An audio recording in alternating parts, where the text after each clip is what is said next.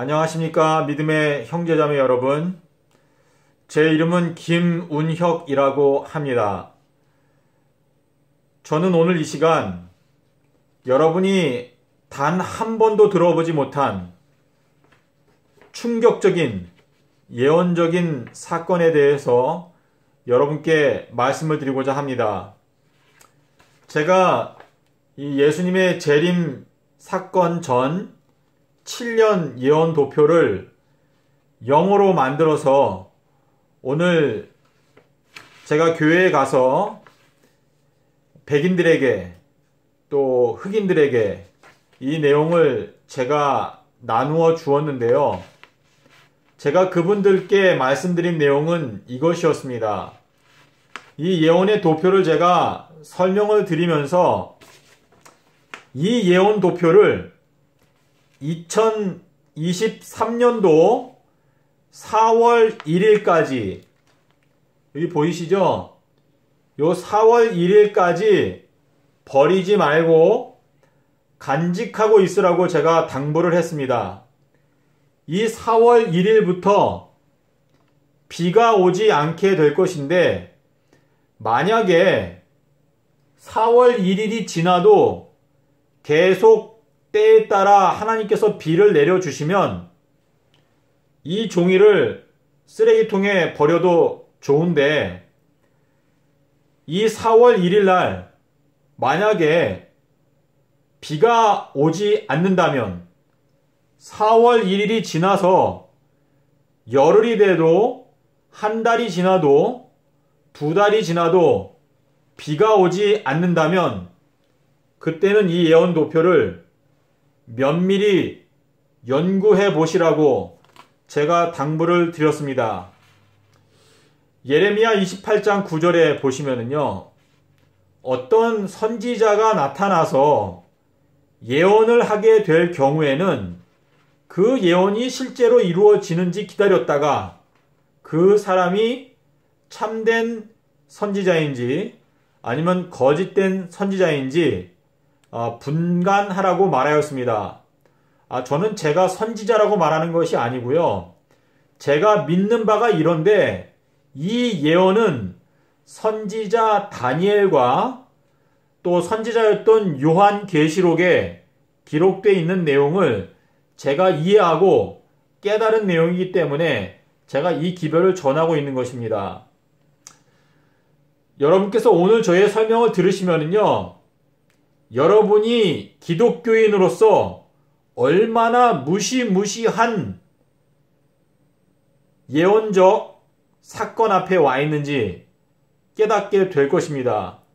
오늘 제가 여러분에게 드리는 이 설명을 여러분께서 듣고 여러분의 생애 가운데는 완전한 방향 전환이 일어나게 될 것이다 라고 저는 생각합니다. 그러면 제가 여러분께 설명을 시작하도록 하겠습니다. 여러분 여기에 보시면은 제가 여기 1260일이라고 적어놨습니다. 이 1260일은요, 계시록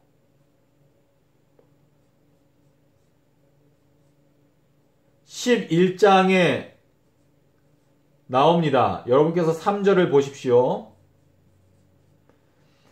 여기 계시록 11장 1절부터 3절에 보시면은요, 천사가 요한에게 말하기를 이 갈대와 같은 걸 주면서 너는 일어나서 성전 안에서 예배 드리는 자들을 청량하라고 말합니다. 하지만 성전 밖 마당 뜰은 청량하지 말고 그냥 두라고 말합니다. 그러면서 그 성전 밖에 있는 마당 뜰은 이방인들에게 주었고 그 이방인들이 이 하나님의 성전을 42달 동안 짓밟게 될 것이다 라고 말하였습니다. 그 의미는 무엇인가 하면 이 1260일이라고 하는 이 기간 동안에 하나님께서 청량 사업을 하십니다. 청량. 이 청량이라고 하는 것은 자로 잰다.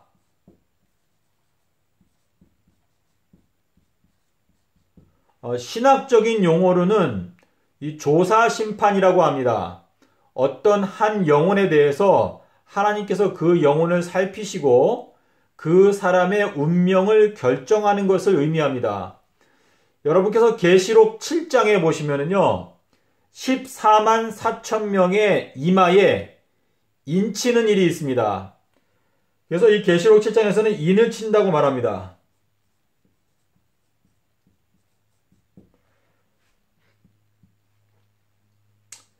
요 인치는 일을 하는데요, 바로 소위 말하는 기독교인들이 대상입니다.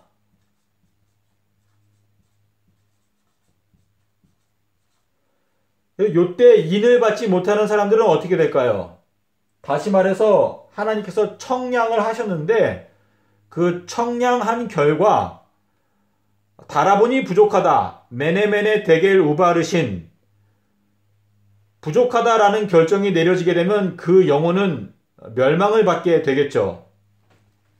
하지만 여러분 여기에 42달이라고 제가 적어놨는데요. 요 42달은 이방인들을 위한 기간입니다. 이방인들은 이 믿는 자들보다 하나님의 은혜가 더 연장되어 있습니다. 이 1260일 동안은 이방인들에 대해서는 하나님께서 심판하지 않으십니다. 그냥 놔두라고 하셨습니다. 대신에 이 이방인들은 이 42달 기간 동안에 하나님께서 그들의 운명을 결정하시겠죠? 자, 여러분께서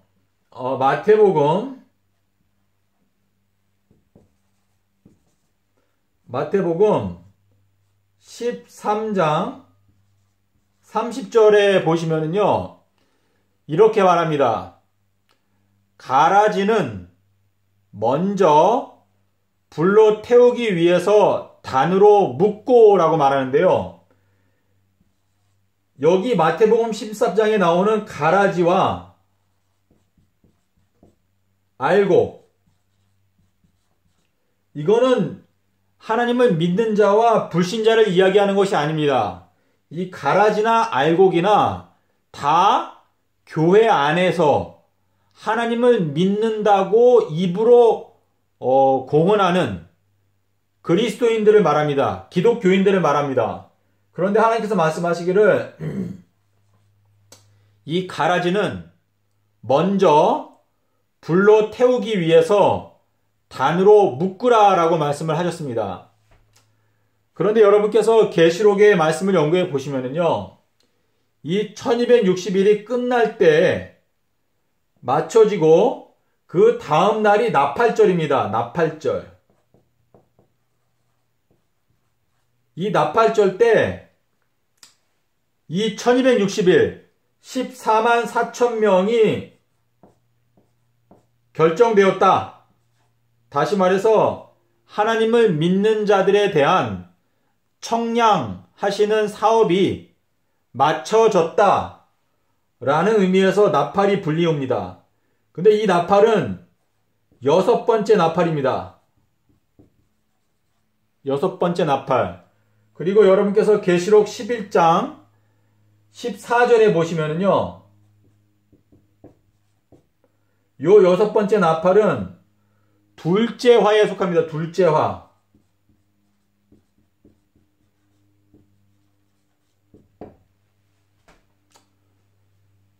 자, 그런데요, 지금 이제 제가 여기서 말씀드리려고 하는 게 가장 중요한데요.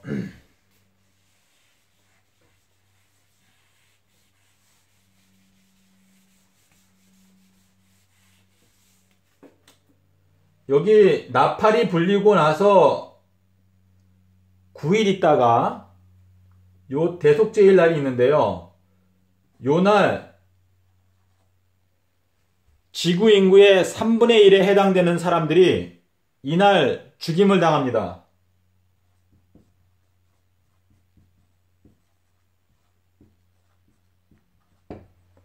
자, 그런데 여러분 이 구도를 생각해 보십시오. 여기 1260일은 믿는 자, 그리고 이방인들은 42달. 이 믿는 자들에 대해서 하나님께서 청량 사업을 하시고, 이방인들에 대해서는 심판하지 말고 그냥 놔두라고 하셨습니다. 그러면서 42달 동안에 하나님께서 어떻게 하실 것이고, 믿는 자들은 이 1260일 동안 심판하라고 하셨는데요. 이 믿는 자들에 대한 하나님의 심판이 결정되고 바로 이 3분의 1에 해당되는 사람들이 죽임을 당하는데, 이 3분의 1에 해당되는 사람들이 바로 기독교인입니다. 기독교인. 왜 그런가? 하나님께서 분명히 42달 동안의 이방인들에게 시간을 주었다 라고 말씀을 하셨기 때문에 이방인들의 운명은 이 42달이 완전히 지나가기 전까지 결정되지 않습니다. 하지만 믿는 자들에 대해서는 하나님께서 이 1260일 동안 결정을 하십니다. 그렇기 때문에 여기에서 이 3분의 1에 해당되는 이 사람들은 기독교인이 될 것입니다.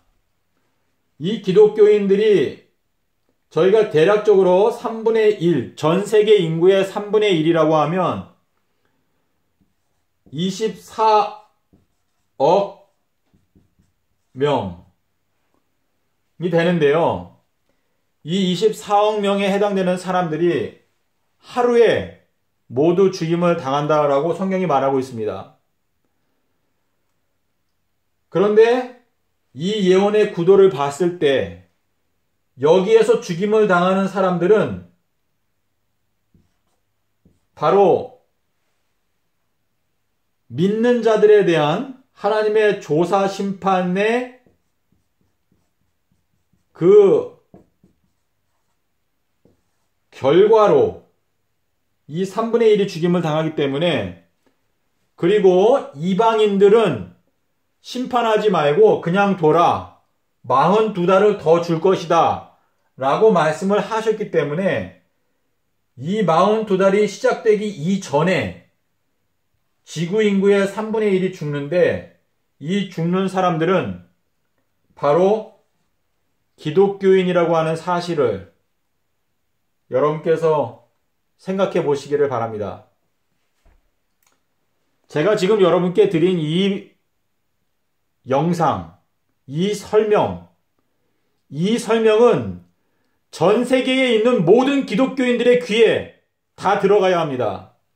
이 경고를 들어야 기독교인들이 회개하고 영적인 부흥이 일어나고 하나님 앞에 우리가 마음을 찢으면서 우리에게 자비를 베풀어 주시기를 기도할 수 있습니다.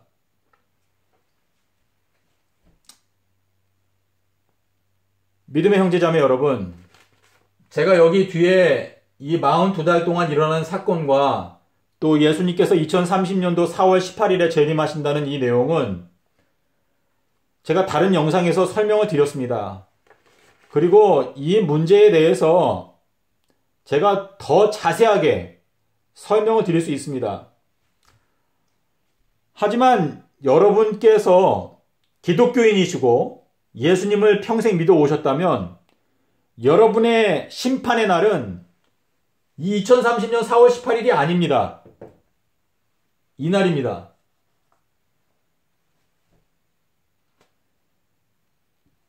이날 24억 명이 죽임을 당하는데요. 누가복음 17장 35절에서 두 여자가 맷돌을 갈고 있는데 하나는 데려감을 당한다. 그 데려감을 당하는 날이 바로 이 24억 명이 데려감을 당하게 될 것입니다. 여기에 나오는 이 24억 명이 데려가는 곳이 어딘가? 바로 시체들이 있는 곳, 독수리들이 모여드는 곳,